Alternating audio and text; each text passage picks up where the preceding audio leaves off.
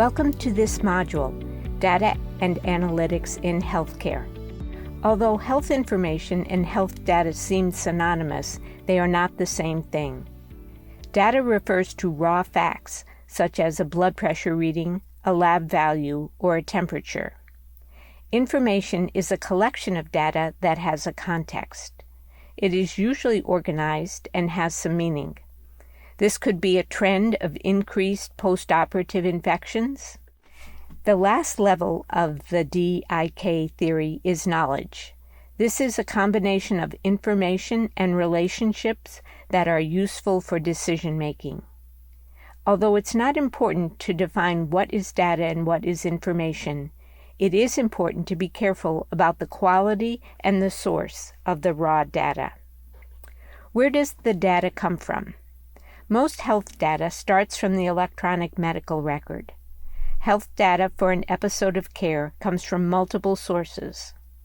The items on the left are usually in narrative form from dictation and require data to be abstracted by reading the notes or through a computer program with a natural language processor. The items on the right are usually in a structured format and can be abstracted more easily, but may not provide the context or meaning without the narrative notes. In order to be reimbursed, the healthcare organization or provider practice must abstract data from the notes and documentation in accordance with guidelines and submit the claim to the payer, whether an insurance company or the Center for Medicaid and Medicare Services. This is done most easily through the use of a natural language processor, or NLP. The process is not automatic. It still requires a coder to make the final determination of the diagnoses and the procedures that were done during the episode of care. The claims that are submitted use ICD-10-CM for diagnoses and ICD-10-PCS or CPT codes for procedures. Payers then use the claims to reimburse or deny the claim. The claims data is also used for reporting purposes. Each hospital is assessed a penalty or an incentive depending on the current programs. The hospital-acquired conditions are monitored by the Infection Prevention and Quality Department and are reported separate from claims data. Each provider is also assessed both on claims data and other reports. An entire provider practice is assessed based on population health metrics. The exact requirements for reporting and the measures that are required change yearly. Some measures that were originally required have been found to have achieved almost 100% compliance, and these measures are being retired. There are quite a few agencies, both public and private, that require reporting. Some data comes from claims data.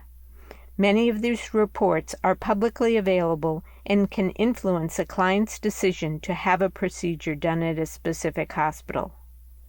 One of the more controversial reports is the Consumer Assessment of Healthcare Providers and Systems, or CAPS program. There is also the Hospital CAPS program.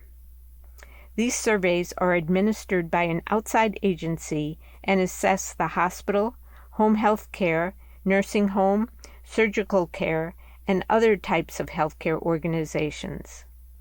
They assess how the patient felt about the provider, the nursing staff, the information provided by the staff, and other issues. Revenue cycle management is more than just submitting claims and receiving payment. Recovery audit contractors audit CMS charts based on the priorities identified by the Office of the Inspector General. Although they look for cases of potential fraud, the RAC auditors regularly deny a certain percentage of claims. It then falls back upon the healthcare organization to appeal the denials or to accept a lower payment.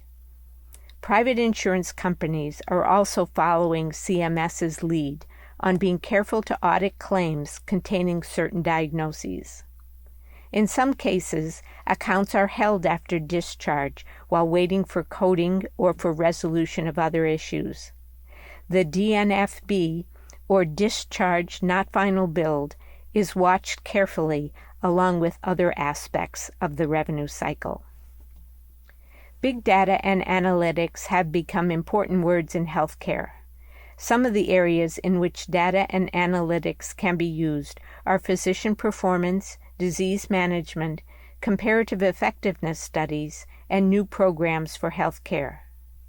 Big data comes from multiple sources and is extracted, cleansed, and organized into a data warehouse for use in predictive analytics and business decisions. The underlying issue is the quality of data that is collected. Several organizations have developed data quality standards that must be applied to the data that is collected for use in any kind of analytics. Some of the data quality issues are using the same data definitions across different environments. Another issue is the currency or timeliness of the data. A third issue is the accuracy and completeness of the data. It's not uncommon to find missing data or incorrect data in a patient's chart during a routine audit of charts. So it's important to consider the data sources and the data quality at a very basic level in order to ensure correct reporting to the federal and private agencies. Thank you.